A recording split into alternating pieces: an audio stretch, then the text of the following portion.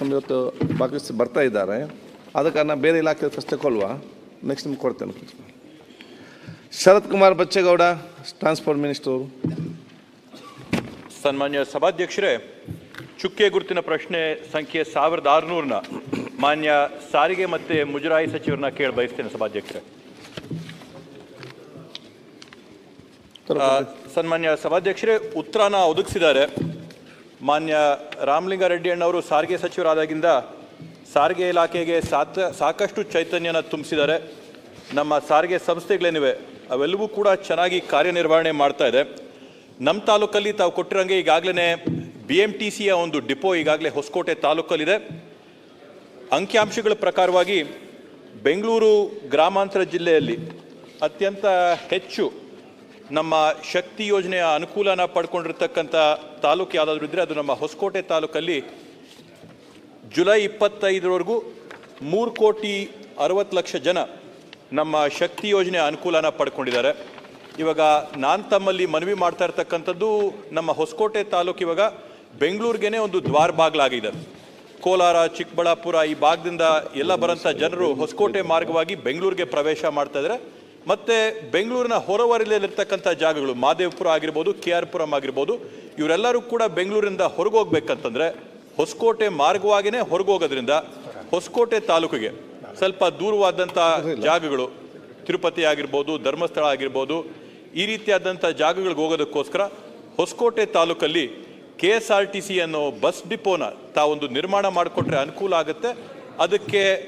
ಅದಕ್ಕೆ ಅನುಕೂಲ ಆಗೋ ರೀತಿಯಲ್ಲಿ ರಾಷ್ಟ್ರೀಯ ಹೆದ್ದಾರಿ 75ರಲ್ಲಿ NH 75ಅಲ್ಲಿ ಸುಮಾರು 2.5 ಎಕರೆ ಜಾಗ ಕಮರ್ಷಿಯಲ್ ಟ್ಯಾಕ್ಸ್ ಏನು ವಾಣಿಜ್ಯ ತೆರಿಗೆ ಇಲಾಖೆಯ ಜಾಗ ಇದೆ, ಅದನ್ನ ನಾನು ಗುರುತಿಸಿದ್ದೀನಿ ಮಾನ್ಯ ಸಚಿವರೇ. ಈ ಜಾಗದಲ್ಲಿ KSRTC ಡಿಪೋ ಮಾಡ್ಕೊಳ್ಳೋದ್ರಿಂದ ಬೆಂಗಳೂರಿಗೆ, ಹೊಸಕೋಟೆಗೆ ಎಲ್ಲರಿಗೂ ಕೂಡ ಅನುಕೂಲ ಆಗುತ್ತೆ ಮತ್ತು ಬೆಂಗಳೂರು ಮೇಲಿರ್ತಕ್ಕಂಥ ದಟ್ಟಣೆ ಸ್ವಲ್ಪ ಕಡಿಮೆ ಆಗುತ್ತೆ ಅಂತ ತಮ್ಮಲ್ಲಿ ಮನವಿ ಮಾಡ್ಕೋತೀನಿ. ಸಭಾಧ್ಯಕ್ಷರೇ, ಒಂದು ಡಿಪೋ ಮಾಡಬೇಕಾಗಿದ್ದರೆ ಒಂದು 4 ಎಕರೆ ಆದರೂ ಬೇಕು ಸಭಾಧ್ಯಕ್ಷರೇ. ಆದರೂ ಕೂಡ ಅವ್ರು ಹೇಳ್ತಾ ಇರ್ತಕ್ಕಂಥ ಜಾಗ ಮೈನ್ ರೋಡಲ್ಲೇ ಬರುತ್ತೆ. 2.5 ಎಕರೆ ಇದೆ ಅಂತ ಹೇಳ್ತಾರೆ. ಅದನ್ನು ಬೇಗ ಕೊಡಿಸಿದ್ರೆ ಅದು ನಾನು ಮಾತಾಡ್ತೀನಿ, ಕಮರ್ಷಿಯಲ್ ಟ್ಯಾಕ್ಸ್ ಅವ್ರ ಹತ್ರ ಮಾತಾಡಿ ಇದು ಕ್ಯಾಬಿನೆಟ್ಟಿಗೆ ಸಬ್ಜೆಕ್ಟ್ ಬರಬೇಕಾಗತ್ತೆ.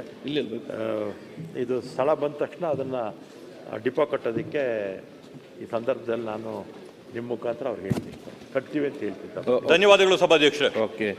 ಅಭಯ್ ಪ್ರಸಾದ್ ಡಿಪೋ. ದಿನಕರ್ ಶೆಟ್ಟಿ, ನಿಮ್ಮದು ಅದು ವರ್ಗನ್ ಆಗಿದೆ 24 ತಾರೀಕಿಗೆ. ಅನಿಲ್ ಚಿಕ್ಕಮಾದು,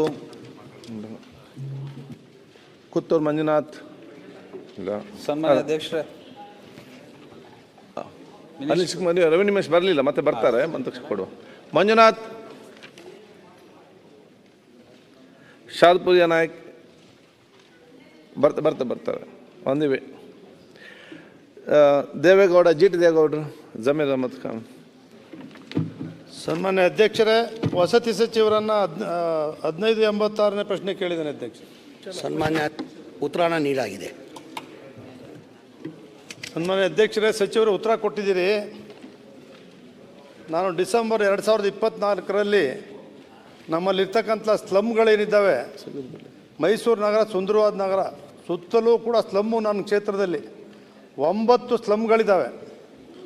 ಮುಖ್ಯಮಂತ್ರಿಗಳಿಗೆ ಲೆಟ್ರ್ ಕೊಟ್ಟೆ, 14 ಕೋಟಿ ಕೊಡಿ ಅಂತೇಳಿ ನಿಮ್ಗೊಂದು ಪತ್ರ ಕೊಟ್ಟರು.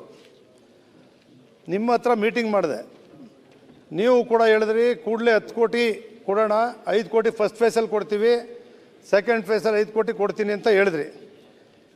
ಈ ದಸರಾ ಬರ್ತಾ ಇದೆ, ಇದುವರೆಗೂ ಕೂಡ 10-12 ನರ್ಮ ಯೋಜನೆಯಲ್ಲಿ ಬಂದಿರ್ತಕ್ಕಂಥ ಈ ಸ್ಲಮ್ಗಳು ರಾಜ್ಯದಲ್ಲಿ ಎಷ್ಟಿದ್ದಾವೋ ಗೊತ್ತಿಲ್ಲ.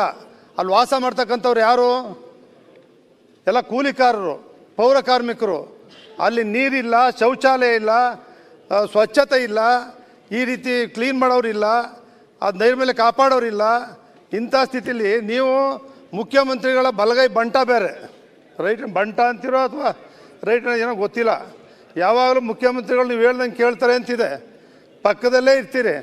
ನಿಮಗಿರೋ ಖಾತೆ ಯಶಸ್ವಿಯಾಗಿ ಮಾಡ್ತಾಯಿದ್ದೀರಿ. ಈ ಸ್ಲಮ್ಗಳ ಬಗ್ಗೆ ಯಾಕೆ ಗಮನ ಹರಿಸಿಲ್ಲ? ಯಾರು ಮಾಡಬೇಕು ಅದನ್ನು? ಎಷ್ಟು ದಿವಸ ಬೇಕು ಹಣ ಬಿಡುಗಡೆ ಮಾಡೋಕ್ಕೆ? 1 ವರ್ಷ ಆಯಿತು. 1 ವರ್ಷದಿಂದ ಇದುವರೆಗೂ ಕೂಡ ಅವ್ರು ಹೆಂಗೆ ವಾಸ ಮಾಡಬೇಕು? ಒಂದು ಪರಿಸ್ಥಿತಿ ಅವ್ರ ಮಕ್ಕಳ ಗತಿ ಏನು, ಅವ್ರ ಶಿಕ್ಷಣ ಕೊಡೋದು ಹೆಂಗೆ ಆ ಮಕ್ಕಳಿಗೆ, ಸ್ಲಮ್ಮಲ್ಲಿ ವಾಸ ಮಾಡ್ತಕ್ಕಂಥವ್ರ ಬಗ್ಗೆ, ಬಡವ್ರ ಬಗ್ಗೆ ಅಪಾರ ಕನಿಕರ ನಿಮಗೆ, ಭಾಳ ಭಾಳ ಕನಿಕರ ಇದೆ, ಮಾನವೀಯತೆ ಇದೆ. ಅಲ್ಲಿ ಓದ್ತಾ ಇರ್ತಕ್ಕಂಥ ಮಕ್ಕಳ ಬರೀ ಬಗ್ಗೆ ನಿಮ್ಗೆ ಇವತ್ತಿನವರೆಗೂ ಒಂದು ಹಣ ಕೊಟ್ಟು ಸ್ಥಳೀಯ ಪ್ರಾಧಿಕಾರಗಳಿಗೆ ವರ್ಗಾವಣೆ ಮಾಡಿ ಒಂದ್ಸಾರಿ ಹಣ ಕೊಟ್ಟು ವರ್ಗಾವಣೆ ಮಾಡಿಬಿಡಿ ನೀವು, ಅವ್ರು ಮಾಡ್ಕೊಂಡು ಹೋಗ್ತಾರೆ. ಅದನ್ನು ದಯವಿಟ್ಟು ಹೇಳಿ, ಯಾವತ್ತು ಹಣ ಕೊಡ್ತೀರಿ, ಯಾವತ್ತು ಅದನ್ನು ಸರಿ ಮಾಡಿಕೊಡ್ತೀರಿ, ಯಾವತ್ತು ಅದನ್ನು ಹ್ಯಾಂಡ್ ಓವರ್ ಮಾಡ್ತೀರಿ. ನೀವು ಮಾಡಿಕೊಟ್ಬಿಟ್ರೆ ನಾನೇ ನಿಂತು ಅದನ್ನು ಸ್ಥಳೀಯ ಪ್ರಾಧಿಕಾರಗಳಿಗೆ ವರ್ಗಾವಣೆ ಮಾಡಿಸ್ಕೊಟ್ಬಿಡ್ತೀನಿ. ಸನ್ಮಾನ್ಯ ಸಚಿವರು ಹೇಳಬೇಕು ಉತ್ತರನ. ಸನ್ಮಾನ್ಯ ಅಧ್ಯಕ್ಷರೇ, ಸದಸ್ಯರು ಆಲ್ರೆಡಿ ಉತ್ತರನ ನಾನು ನೀಡಾಗಿದೆ.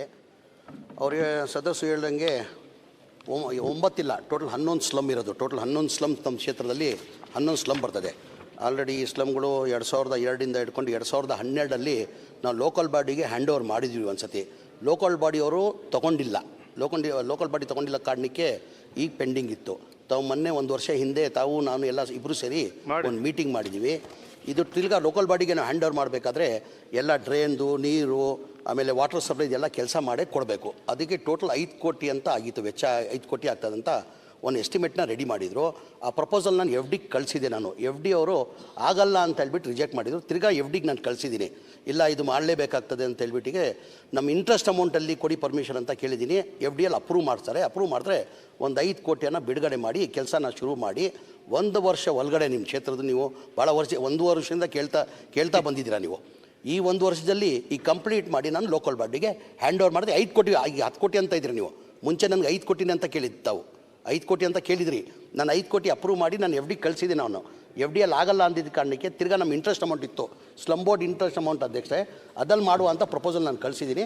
ಅದಲ್ಲಿ ಮಾಡಿಕೊಡ್ತೀನಿ. ಈಗ 10 ಕೋಟಿ ಅಂತಂದರೆ ಅದು ಹೆಚ್ಚಾದರೂ ನಾನು ಮಾಡಿಕೊಡ್ತೀನಿ, ಮಾಡಬೇಕಿದು. ಇದು ನಿಮ್ಮ ಕ್ಷೇತ್ರದಲ್ಲಿಲ್ಲ, ಇಡೀ ರಾಜ್ಯದಲ್ಲಿ ಸಮಸ್ಯೆಗಳಿದೆ. ನೀವು ಹೇಳ್ದಂಗೆ ಇಡೀ ರಾಜ್ಯದಲ್ಲಿ ಈ ಸಮಸ್ಯೆಗಳಿದೆ.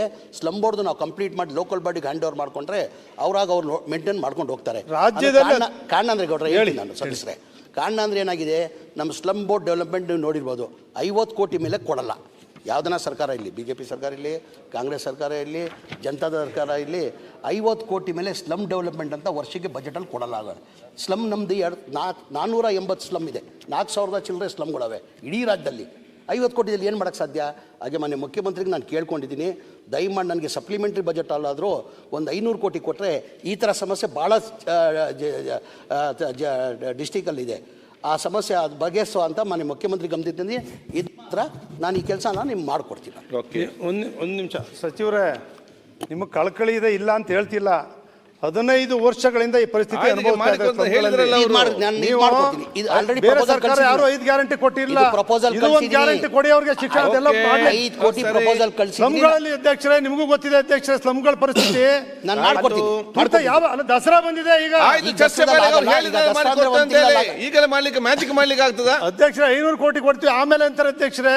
ಆಯ್ತು, ಈಗ ದಸರಾ, ಮೈಸೂರು ದಸರಾ ಕೊಡ್ತಾ ಇದಾರೆ, ಅದನ್ನ ಸೇರಿಸಿ ಮಾಡ್ಕೊಡಿ ಅಂತ ಹೇಳೋದು. 5 ಕೋಟಿ ಏನು ದೊಡ್ಡ, 10 ಕೋಟಿ ದೊಡ್ಡದಲ್ಲ.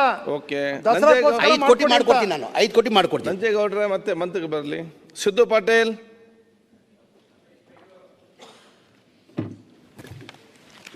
ಮಾನ್ಯ ಸಭಾಧ್ಯಕ್ಷರೇ, ಚುಕ್ಕೆ ಗುರುತಿನ ಸಂಖ್ಯೆ 1537 ಮಾನ್ಯ ವಸತಿ ಮತ್ತು ವಫ್ ಮತ್ತು ಅಲ್ಪಸಂಖ್ಯಾತರ ಕಲ್ಯಾಣ ಸಚಿವರಿಗೆ ಕೇಳಕ್ಕೆ. ಸನ್ಮಾನ್ಯ ಅಧ್ಯಕ್ಷ ಉತ್ತರ ನೀಡಾಗಿದೆ. ಮಾನ್ಯ ಸಭಾಧ್ಯಕ್ಷರೇ, ಈಗಾಗಲೇ ಸಚಿವರು ಉತ್ತರವನ್ನು ಒದಗಿಸಿಕೊಟ್ಟಿದ್ದಾರೆ. ಆದರೆ ಈ ಒಂದು ಚುಡುಗುಪ್ಪ ತಾಲೂಕಿನಲ್ಲಿ, ನನ್ನ ಮತಕ್ಷೇತ್ರ ಹುಮ್ನಾಬಾದ್ ತಾಲೂಕಿನ ಚುಡುಗುಪ್ಪ ಪಟ್ಟಣದಲ್ಲಿ ಸುಮಾರು 545 ಮನೆಗಳನ್ನು ನಿರ್ಮಾಣಕ್ಕೆ ವರ್ಕ್ ಆರ್ಡರ್ ಆಗಿದೆ. ಆ ವರ್ಕ್ ಆರ್ಡರ್ ಆಗಿದ್ದು 2022ರಲ್ಲಿ ಆಗಿದೆ ಮಾನ್ಯ ಅಧ್ಯಕ್ಷರೇ. ಆದರೆ ಆ ಕಂಪ್ಲೀಷನ್ ಮಾಡಬೇಕಂತಂದ್ರೆ 18 ತಿಂಗಳಿನಲ್ಲಿ ಆ 545 ಮನೆಗಳನ್ನು ಕಂಪ್ಲೀಟ್ ಮಾಡಬೇಕಾಗಿತ್ತು. ಆದರೆ ಈವರೆಗೆ ಆ ಕಂಪ್ಲೀಟ್ ಆಗಿದ್ದ ಮನೆ 150 ಆಗಿದೆ ಮಾನ್ಯ ಅಧ್ಯಕ್ಷರೇ. ಆದರೆ ಇನ್ನೂ ಯಾವಾಗಿನ ತನಕ ಆಗುತ್ತೆ? 2024ರಲ್ಲಿ ಎಲ್ಲ ಮನೆಗಳನ್ನು ಕೂಡ ಕಂಪ್ಲೀಟ್ ಆಗಬೇಕಾಗಿತ್ತು. ಈಗಾಗಲೇ ಇವೆಲ್ಲ ಕೊಳಚೆ ಪ್ರದೇಶದಲ್ಲಿ ಮನೆಗಳಿದೆ ಮಾನ್ಯ ಅಧ್ಯಕ್ಷರೇ. ಆ ಕೊಳಚೆ ಪ್ರದೇಶ ಯಾರು ಇರ್ತಾರೆ ಅಂತಂದ್ರೆ ಅಲ್ಲೆಲ್ಲ ಬಡ ಜನರು ಇದ್ದಾರೆ. ಈಗೆಲ್ಲ ಮನೆಗಳು ಸ್ವಲ್ಪ ಜಾಗ ಎಲ್ಲ ವೆಕೆಂಟ್ ಮಾಡಿ, ಖಾಲಿ ಮಾಡಿ ಅವರು